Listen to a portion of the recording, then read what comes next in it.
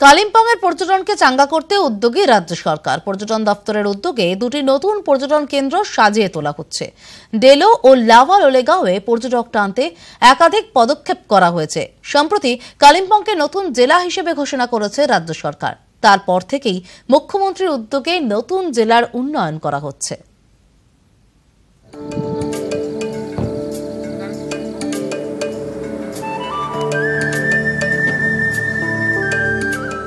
রাজ্যের উদ্যোগে নতুন জেলা পেয়েছে কালিম্পং। নতুন জেলায় পর্যটনের উন্নয়নে উদ্যোগী রাজ্য সরকার।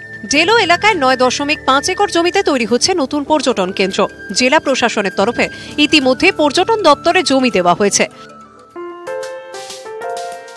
পর্যটকদের কাছে লাভা ও লোলেগাঁও এলাকার আকর্ষণ বরাবরই বেশি, তাই লাভা ও লোলেগাঁও এলাকাকেও একাধিক উন্নয়নমূলক পরিকল্পনা নেওয়া হয়েছে। কয়েক বছর আগেই কালিম্পংয়ে একটি বাস ডিপো চালু হয়েছে। পর্যটন মন্ত্রী জানিয়েছেন, কালিম্পংয়ে অজানা এমন অনেক জায়গা আছে যেখানে পর্যটন কেন্দ্র তৈরি হতে পারে। তাই পর্যটনের দিশা দেখাতে নতুন নতুন জায়গাও সাজিয়ে তোলা হচ্ছে।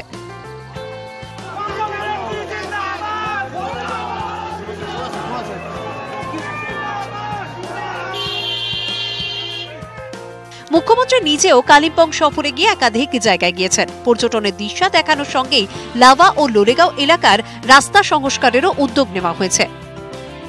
কালিম্পং হচ্ছে খুব রিচ জায়গা, যেটা এখানে হর্টিকালচার, ফ্লোরিকালচার জায়গা এবং ট্যুরিজমের একটা অসাধারণ স্ট্রেচ আছে এখানে। লাভা, লোলেগাঁও, ঋষভ ট্যুরিজম ডিপার্টমেন্ট ডেলোতে 9.5 একর্স ল্যান্ড ডিস্ট্রিক্ট অ্যাডমিনিস্ট্রেশন আমাদের দিয়েছে, যেখানে আমরা আমাদের ক্রিয়েটিভ কাজ করা প্ল্যান করছি।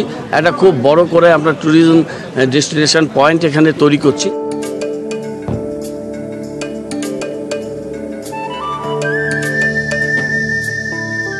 কাঞ্চনজঙ্ঘায় সূর্যোদয় দেখতে যেমন পর্যটকদের ভিড় জমে, তেমনি লোলেগাঁও থেকেও ভোরের প্রথম সূর্যের সাক্ষী থাকেন পর্যটকরা।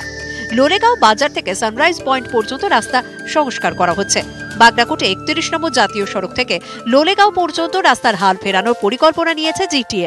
বিশ্বের পর্যটন মানচিত্রে কালিম্পংকে জায়গা দিতে এগিয়ে এসেছে রাজ্য সরকার। এখন হাসছে কালিম্পং। কালিম্পং থেকে মনিলামা, নিউজ 18 বাংলা।